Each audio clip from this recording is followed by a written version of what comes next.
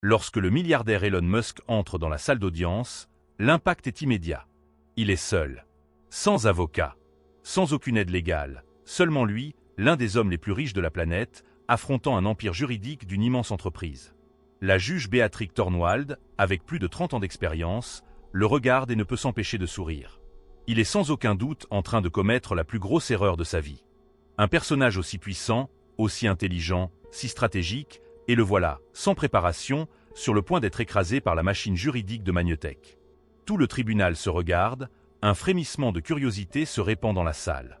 La juge, avec son regard perçant et son attitude sceptique, semble presque ennuyée.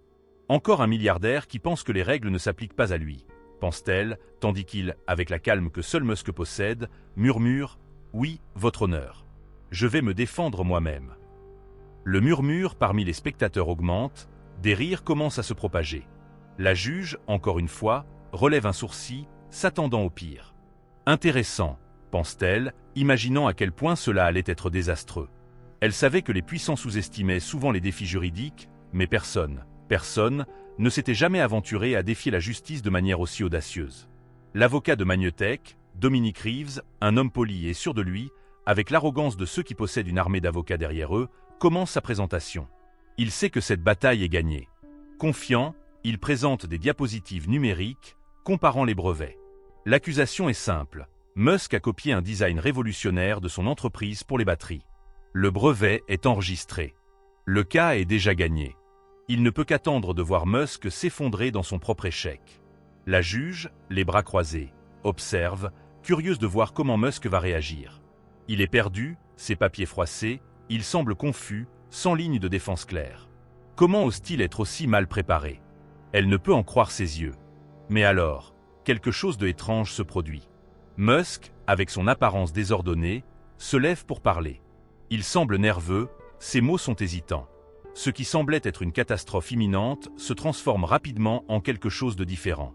Il prend ses papiers froissés, balbutie quelques mots, mais ne perd jamais son calme. « Votre honneur, je suis ici parce que Magnetek essaie de voler ce que mon équipe a créé, » dit-il avec une voix calme, malgré le chaos apparent autour de lui. Le tribunal éclate de rire.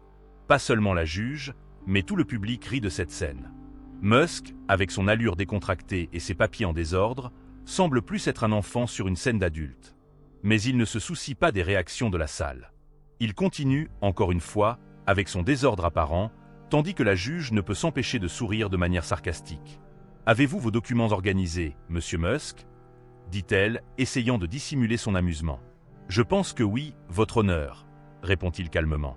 L'avocat de Magnetek, sûr de lui, regarde Musk avec un sourire supérieur. Il a hâte de voir la chute de Musk. Mais alors, quelque chose change. Tout à coup, l'histoire commence à prendre une tournure différente. Musk n'était pas seulement en train de se perdre. Il était en train de jouer son propre jeu, et personne ne s'en doutait. Des mois auparavant, dans son laboratoire, Musk et son ingénieur Lee Lachen avaient développé quelque chose de révolutionnaire. Une nouvelle technologie de batterie qui pourrait transformer le marché. C'était une innovation tellement grande qu'elle pourrait changer le monde. Mais alors, Magnetek est apparu, avec une proposition de partenariat qui, à l'époque, semblait innocente. « Je vais m'en occuper », dit Musk, les yeux brillants. Mais il savait ce qui se passait. Hammond, le PDG de Magnetek, n'était pas là pour faire un partenariat. Il était là pour voler ce que Musk et son équipe avaient créé. Quand Musk vit Hammond fouiller dans des zones restreintes de son laboratoire et son assistant prendre des photos des projets secrets, quelque chose se déclencha en lui. Il savait que Magnetek préparait quelque chose de malhonnête. Et c'est à ce moment-là qu'il décida qu'il allait prendre le contrôle de la situation. « On va les affronter directement », dit-il. Mais au lieu de faire appel à son équipe juridique puissante, Musk prit la décision la plus imprévisible de sa vie. Il allait se défendre lui-même au tribunal. Il allait affronter Magnetek, sans avocat, sans consultant, sans personne pour l'aider. Il savait que le système était contre lui, et c'était la seule façon de jouer selon ses propres règles. Lorsque Magnetek déposa la demande de brevet, Musk ne fut pas surpris. Mais ce que personne ne savait, c'est qu'il avait déjà tout enregistré. Les preuves, les vidéos, le comportement criminel de Magnetek. Il n'était pas là pour simplement gagner. Il était là pour détruire le mensonge que l'entreprise tentait de propager. Au tribunal, les avocats de Magnetek étaient trop confiants. Ils pensaient que Musk était perdu, mais il avait un plan. Un plan si ingénieux, si précis, que personne dans la salle ne pouvait imaginer ce qui allait se passer.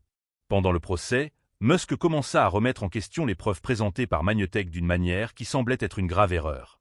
Il semblait totalement désorganisé, mais ses objections commençaient à saper les allégations des avocats adverses. La juge, qui était sceptique au début, commença à réaliser qu'il y avait plus dans cette affaire qu'elle ne le pensait.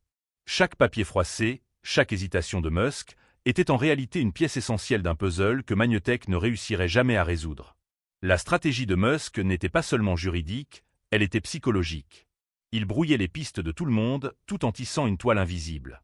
Et lorsque la grande révélation arriva enfin, tout le monde dans la salle resta sans voix. Ce qui semblait être une défense désorganisée, sans aucune chance de succès, était en fait une accusation dévastatrice. Musk n'était pas là pour perdre. Il était là pour gagner, d'une manière que personne ne pouvait anticiper. Magnetek s'effondra, et la juge Tornwald, qui l'avait sous-estimé, n'en revenait pas. Musk avait remporté non seulement la victoire, mais il avait aussi humilié Magnetek d'une manière que personne n'aurait pu prévoir. Elon Musk, avec son style unique, sans avocat, sans préparation apparente, venait de donner une leçon à tout le monde sur la façon dont, derrière un sourire mal préparé, un génie de la stratégie pouvait se cacher.